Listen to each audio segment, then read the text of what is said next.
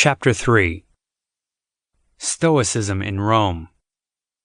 In 155 BCE, the visit by the head of various philosophical schools in Rome was seen as a significant event because it led to the introduction of rationality to the consideration of the Romans.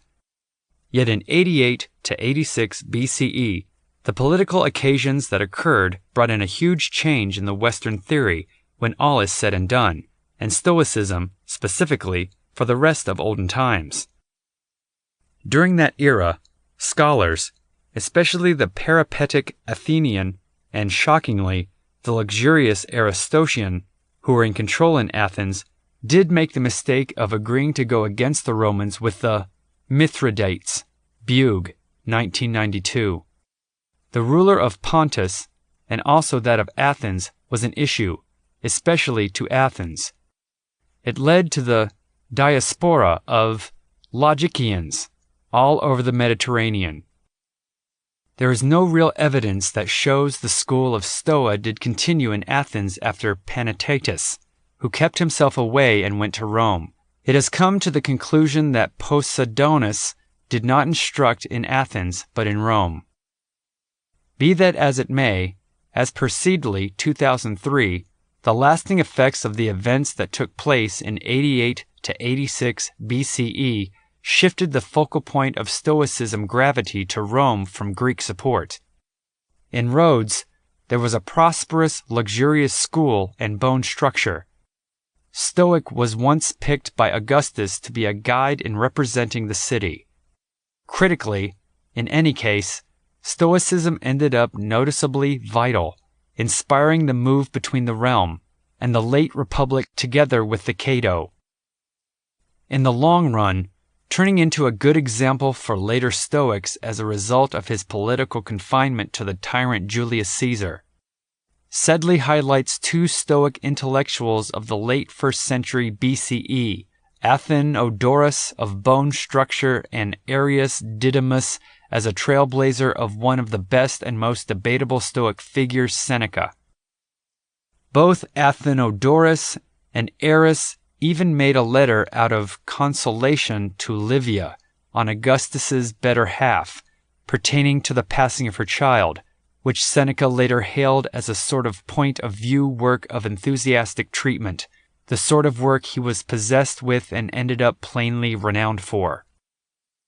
When we get to the supreme period, Gill, 2003, we see a choice to move far from the more hypothetical parts of Stoicism, the material science and rationale, see underneath, and toward more down-to-earth medications of the morals. In any case, as Gill brings up, this ought not to lead us to feel that the vitality of Stoicism had taken a crash by then. We know about new different treatises conveyed by Stoic writers of that period, on everything running from ethics, Hierocles, components of morals, to material science, Seneca's Normal Inquiries, and the rundown of the customs of Greek religious logic by Cornutus as one of an obstructive pack of complete Stoic treatises to get from the authentic background of the school. Regardless, it is verifiable the case that the best-known Stoic of the time were either educators like Musonius Rufus and Epictetus, or the politically powerful like Seneca and Marcus Aurelius, thus framing our understanding of the period as unpredictable to the foundational and more theoretical one of Zeno and Chrysippus.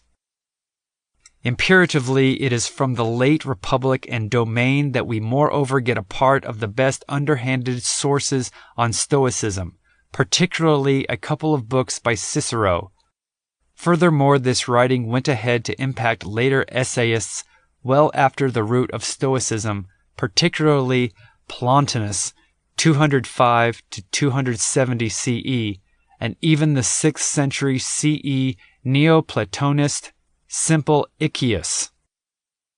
Most of the above regardless, what is most vital about Stoicism in the midst of the Roman majestic period, in any case, is in like manner what clearly had the theory's effect resonate consistently, in the long run prompting two recoveries, the alleged neo-Stoicism of the Renaissance, and the present current Stoicism improvement to which I will move in the direction of the completion of this paper. The wellsprings of such centrality were on a very basic level too. From one perspective, alluring instructors like Musonius and Epictetus, and then again Seneca and Marcus were the persuasive political figures. Musonius was, it could be said, both. It was not just that he was an individual from the Roman knight class and the educator of Epictetus.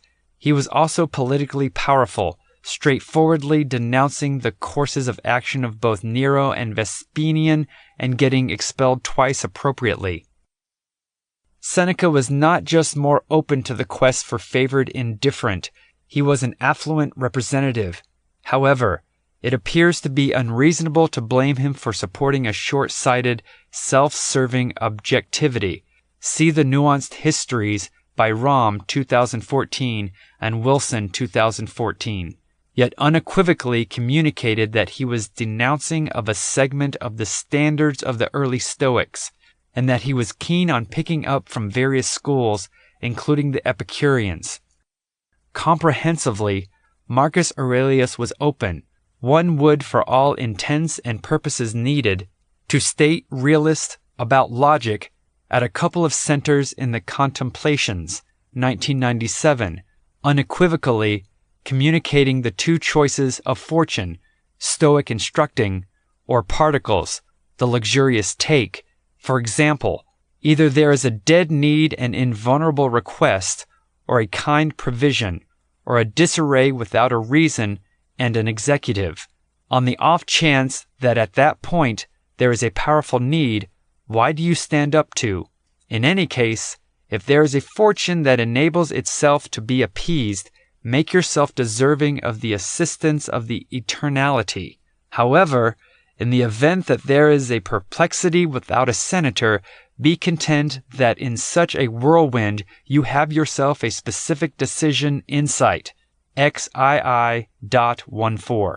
Or, regarding what may transpire from without, consider that it happens either by shot or as indicated by provision, and you should neither accuse chance nor denounce fortune. XII.24. Stoicism was perfectly healthy amid the Roman time frame, despite the fact that the accentuation shifted to some degree normally. One may include from setting out the central thoughts to making them better and also training them in social and individual life.